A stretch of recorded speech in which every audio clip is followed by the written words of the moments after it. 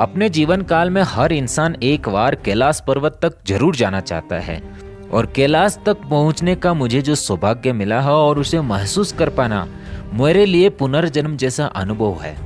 वहाँ हवा कुछ कहती नहीं है, लेकिन हर सांस में शिव का एहसास कराती है। मानसरोवर की शांत लहरों में जैसे समय रुक सा जाता है। तो चलिए मेरे साथ इस अद्भुत रहस्यमय और दिव्य यात्रा पर, जहाँ रास्ता कठिन है लेकिन अनुभव अमर है।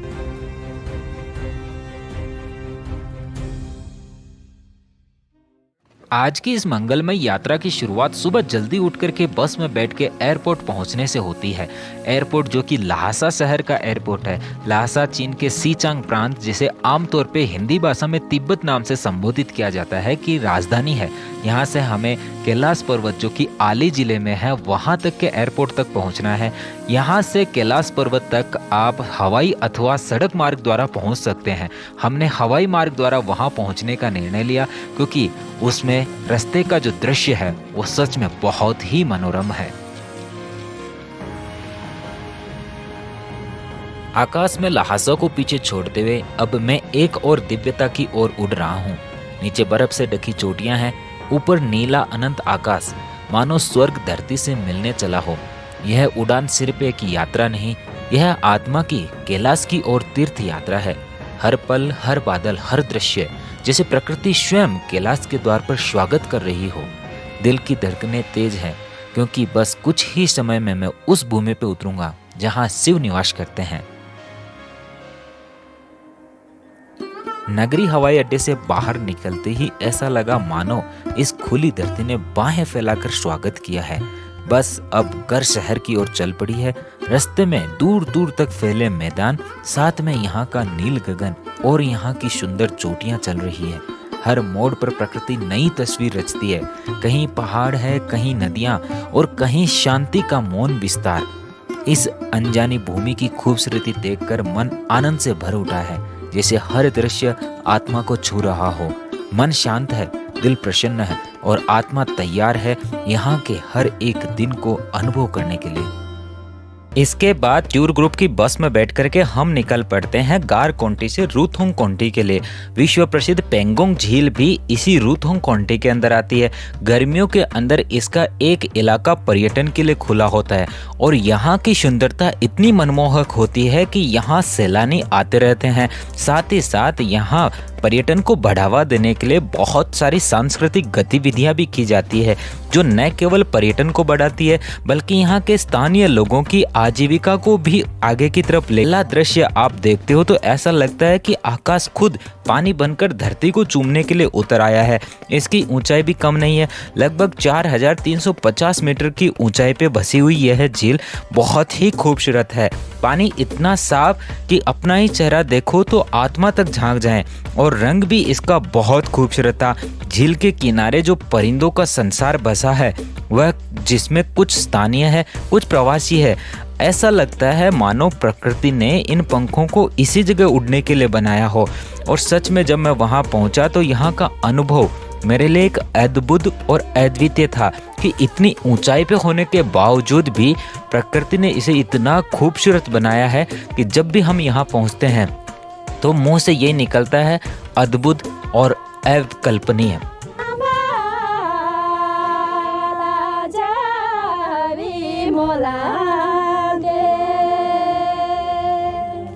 मैं अभी रूथोंग काउंटी से रवाना हो रहा हूँ। समुद्र तल से करीब 4300 मीटर की ऊंचाई पे हूँ। रास्ता जैसे किसी ब्रश से कागज पे उकेरा गया हो। ऊंचाई पर बहती ठंडी हवा और दूर दूर तक पसरी खाली जमीन सब मिलकर एक अद्भुत सन्नाटा रचते हैं जो शांति से भी ज़्यादा शांत है।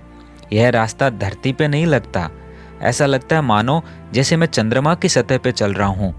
हर मोड़ पर धरती एक नया रंग बदलती है, कहीं मटमैला, कहीं सुनहरा तो कहीं हल्का गुलाबी, जैसे कोई विशाल कैनवास हो जो खुद को हर क्षण नया रंग दे रहा हो।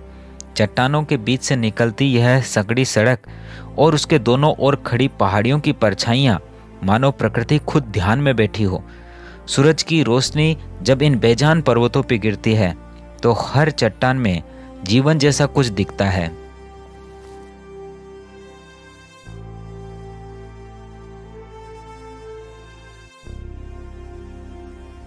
चादा के बिल्कुल पास में ही है यहाँ का कुग साम्राज्य।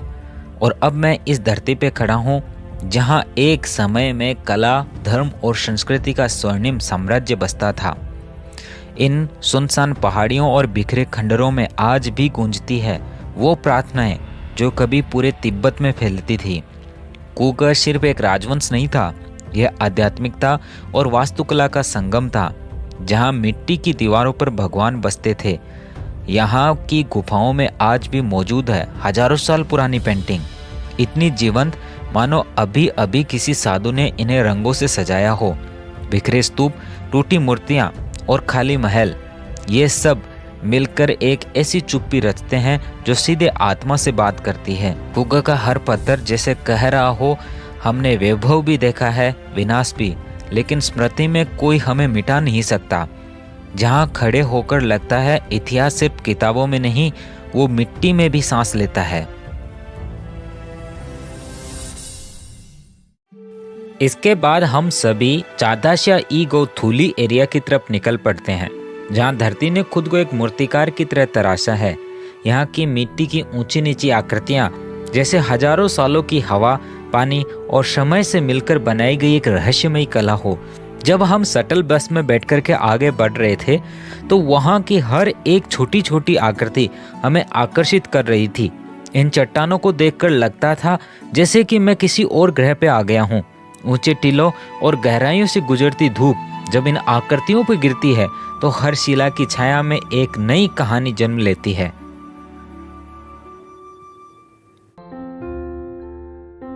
आज मेरी आंखें भर आई है क्योंकि आज वो दिन है जिसका इंतजार पूरे जीवन ने किया और शायद मेरी पिछली 50 पीढ़ियां भी करती रही हो। मेरे कुल में आज तक कोई कैलाश नहीं पहुंच पाया था और आज मैं बस में बैठा उसी दिशा में जा रहा हूं जहां स्वयं शिव विराजते हैं। रास्ता इतना सुंदर है मानो प्रकृति स्वयं ईश्वर के लिए सज रही हो। नीला आकाश है, ऊंची चोटियां हैं, शांत झीलें हैं और ठंडी हवा हर सांस में एक नई ऊर्जा भर रही है। आज लगभग हमें 4 घंटे 15 मिनट का सफर तय करना है, जिसमें लगभग 241 किलोमीटर जाना है और उसके बाद हमारे सामने होंगे कैलाश पर्वत और मानसरोवर झील। इस पवित्र और स्वच्छ मार्ग को देखकर मेरा मन चीन सरकार के प्रति आभार से भर जाता है। इतने ऊंचाई पर भी साफ सुथरी सड़कें और पर्यावरण की सुंदरता को बनाए रखने का प्रयास बहुत ही सराहनीय है।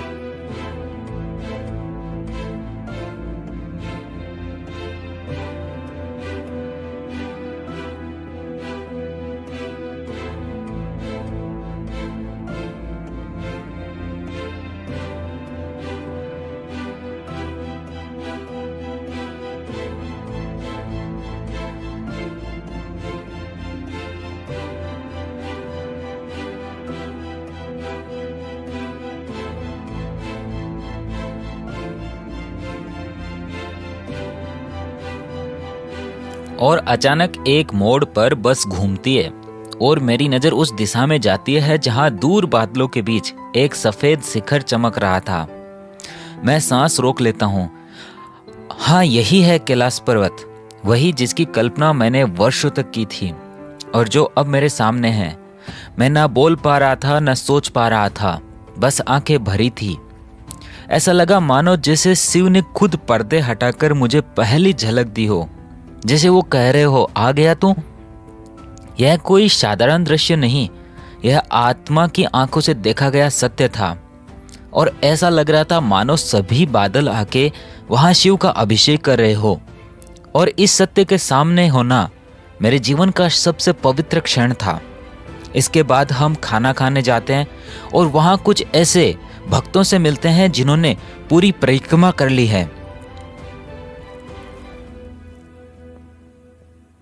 बिहार से आए हैं, हाजीपुर पटना के नज़दीक में है और बहुत बढ़िया कैलाश मानसरोवर का दर्शन, बहुत शुभ, बहुत सुंदर, जीवन का सबसे बड़ा सुख अनुभव हमने अनुभव किया। बहुत बहुत भगवान लीला। हर हर महादेव।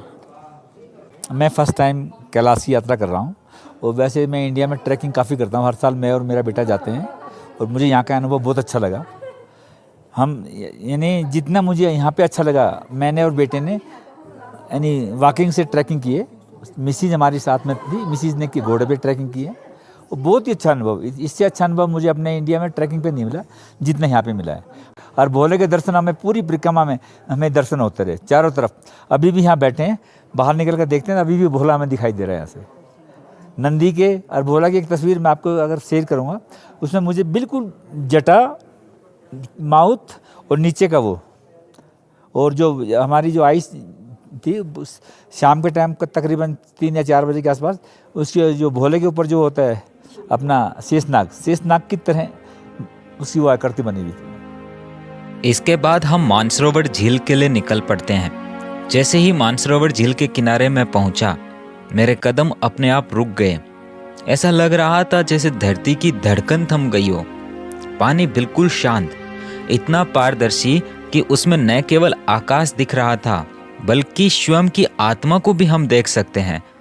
चारों ओर हिमालय की चोटियां और उनके बीचों बीच यह दिव्य जल, मानो स्वयं शिव ने अपने ध्यान के लिए इसे रचा हो। मैंने झील का जल अपने हाथों से छुआ और उसी क्षण भीतर कुछ टूट कर बह गया, जैसे जीवन भर की थकान, दुख, अहंकार सब कुछ इस पवित्र जल में समर्पित हो गया हो। मान्यता है कि मानसरोवर झील का निर्माण स्वयं ब्रह्मा जी ने अपने मन से किया था, इसलिए इसका नाम मानसरोवर पड़ा। साथ ही साथ कहा जाता है मानसरोवर झील के किनारे स्वयं शिव और माता पार्वती तपस्या में लीन रहते हैं। यह स्थान उनके ध्यान का केंद्र है। बौद्ध परंपरा के अनुसार यह एक पवित्र तीर्थ माना जाता है। तिब्बती बौद्ध इसे मामपम युत्सो कहते हैं और मानते हैं कि यह झील बुद्ध की करुणा के प्रतीक है।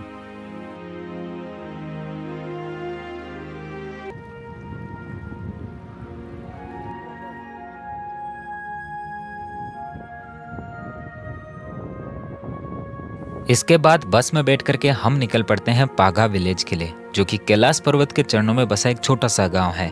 कैलाश पर्वत को यहाँ की भाषा में कांगरन पुआची बोलते हैं। वहीं बहुत सारे लोग कैलाश पर्वत के अलावा मानसरोवर झील की भी परिक्रमा करते हैं, जिसे यहाँ माफांग योंगछो बोलते हैं। कैलाश पर्वत की पत्नी के तौर पर विख्यात नामनानी पर्वत, जो कि कैलाश पर्वत और मानसरोवर झील के दक्षिण में स्थित है, उसका अधिकांश पानी मानसरोवर झील में आता है। वहीं कैलाश पर्वत कांगरन पुआची का अधिकांश पानी राक्षस ताल में आता है, जिसे यहाँ ला आंग छो बोलते हैं। यहाँ से जैसे जैसे हम कैलाश पर्वत और पागा विलेज की तरफ बढ़ रहे थे, रास्ते का दृश्य सच में एक अद्भुत होता जा रहा था। हमने यहाँ पूर्ण इंद्रधनुष देखा, जिसका एक छोर कैलाश पर्वत के चरणों में तथा दूसरा छोर नामनानी पर्वत के चरणों में था। साथ ही साथ रात की 10 बजे भी यहाँ सूर्यास्त नहीं हुआ था। आज रात का हर एक सेकंड ऐसा लग रहा मानो एक साल हो। इंतजार था सुबह होने का और फिर से भगवान शिव अर्थात कैलाश पर्वत के दर्शन करने का।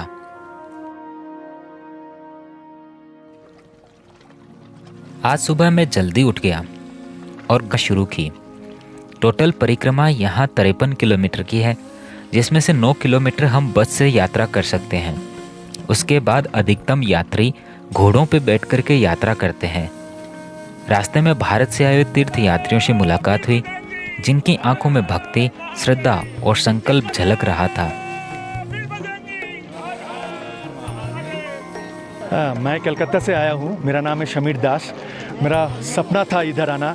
आज तो वेदर और भगवान को देख के मैं खुशी बन गया कि मैं इधर आके खड़ा हूँ। वह मेरा ताज्जुब बन जाता हूँ मैं कि कितना मेरा सपना था इधर आने का, वो आज सच में बदल गया। नमस्ते। हर हर महादेव। मेरा नाम बंसीधर अग्रवाल है। मैं दुर्ग छत्तीसगढ़ से आया हूँ। हमारा अनुभव बहुत ही कठिन यात्रा है, पर भोले बाबा का आशीर्वाद होता है तो वही लोग यहाँ पहुँच पाते हैं। हमारा किस्मत अच्छा है कि हमारे को बहुत अच्छा मौसम मिला। हमको बहुत ही अच्छा अनुभव हो रहा है। यात्रा में चलते हुए एक गहरी आध्यात्मिक ऊर्जा का अनुभव होता है। कैलाश की यह परिक्रमा केवल एक शारीरिक यात्रा नहीं थी, बल्कि आत्मा से जुड़ी हुई एक दिव्य अनुभूति थी, जैसे हर कदम इतिहास और श्रद्धा की परतों से होकर गुजर रहा हो। कैलाश पर्वत की पहली बार अपनी आंखों से देखी हुई झलक शब्दों से परे है। वर्षों से मन में बसी तस्वीरें आज साकार हो रही थी। जैसे ही मेरी नजरें इस दिव्यता से भरे पर्वत पर पड़ती है, एक अनकहा सुकून और भीतर से उठती गहरी शांति मुझे घेर लेती है। ऐसा लगा जैसे आत्मा अपने मूल से मिल गई हो। मैं नंदकिशोर शर्मा जयपुर से हूँ और कैलाश मानसरोवर यात्रा के लिए यहाँ आया हूँ और मुझे ये सौभाग्य मिला कि मुझे पूरे भारत से लॉटरी के द्वारा मेरा सिलेक्शन किया गया और उस लॉटरी में जयपुर से मात्र मैं अकेला हूँ। मैंने इस बाबा के यहाँ आने के लिए 52 साल तपस्या किए। मैं बाबा का एक छोटा सा सेवक हूँ जिसमें रोज़ 4 घंटे पूजा करता हूँ, बाबा की भक्ति करता हूँ। यहाँ आने के बाद में भी मैं मात्र 2-2.5 घंटे सोता हूँ, जिसके तो भी मुझे थकान नहीं होती। और बाबा हमेशा जयपुर से ही मेरी गाड़ी में मेरे साथ बाबा आए हुए हैं, वो भी कैलाश मानसरोवर की यात्रा करके वापस जाएंगे। मुझे बहुत सौभाग्य मिला। जी, आज हमारा कैलाश परिक्रमा का फर्स्ट डे है। बहुत ही अच्छा लग रहा है और भारत का सरकार ने जो प्रयत्न किए हैं, चाइना के साथ जो रिलेशन वापस अच्छे हुए हमारे, तो दोनों गवर्नमेंट को थैंक्स बोलना चाहते हैं। और सब यात्रियों के लिए हम अच्छे भाव से शुभकामनाएं देना चाहते हैं कि जर्नी सबकी अच्छे से पूरी हो और हम सब कुशल मंगल वापस आए। हर हर महादेव। हर हर महादेव। यह पर्वत न केवल हिंदू आस्था का केंद्र है, बल्कि बौद्धों के लिए यह ध्यान और करुणा का प्रतीक है। वैसे कांगरन पोएची कहते हैं। जैन धर्म अनुयायियों के लिए यह स्थल और भी विशेष है, क्योंकि यह वही स्थान है जहां पहले तीर्थकर भगवान ऋषभदेव ने मोक्ष प्राप्त किया था। इन सभी आस्थाओं का संगम इस पर्वत को केवल एक प्राकृतिक चमत्कार नहीं, बल्कि एक जीवित आध्यात्मिक शक्ति बनाता है। मेरे भीतर एक अद्भुत प्रसन्नता, शांति और धन्यता का भाव है, जैसे जीवन में सब कुछ पा लिया हो। कैलाश को देखना, उसे महसूस करना मेरे जीवन का सबसे पवित्र और पूर्ण अनुभव है। हर हर महादेव। नमो बुद्धाय। जय जिनेंद्र।